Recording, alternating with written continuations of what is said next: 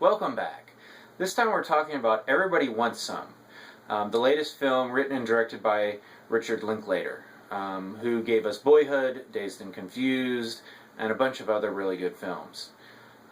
This movie has been called by Linklater sort of a spiritual sequel to his film Dazed and Confused, which came out in 1993 and followed a bunch of characters in high school in the late 70s.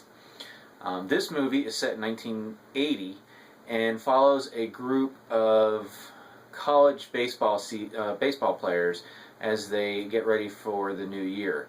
The main character, Jake, he's a freshman, and this was the first time he's away from home, and it really kind of captures that feeling of freedom that comes with leaving home for the first time, and sort of the challenges of dealing with that much freedom, as well as the adventures that come from having that much freedom.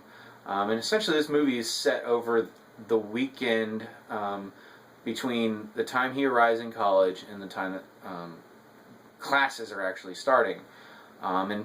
This is a bunch of baseball players, and for them, the classes are probably the least important aspect of their lives at this point. You got baseball, you got girls, you got booze. In whatever order you feel like putting that in, that is what they're looking at. This is a movie that, first of all, this is an excellent movie. This is a movie I thoroughly enjoyed. And this is coming from someone who was the geek in high school. I was not the jock. Really can't relate to these characters from personal experience at all.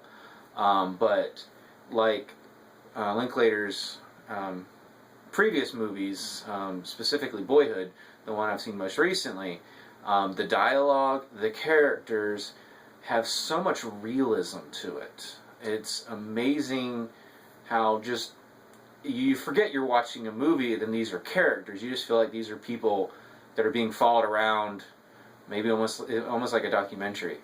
If you're looking for a central core driving plot to this story, there really isn't. It's just a bunch of guys hanging out over this weekend, getting to know each other, getting reacquainted for those that are returning students, and just having a good time, and running into, again, the fun and challenges that come with so much freedom, especially when you're not used to it.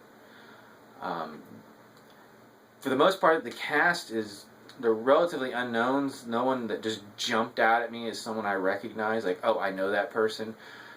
Which in a movie like this works pretty well, because you see these characters from the moment they appear on the screen.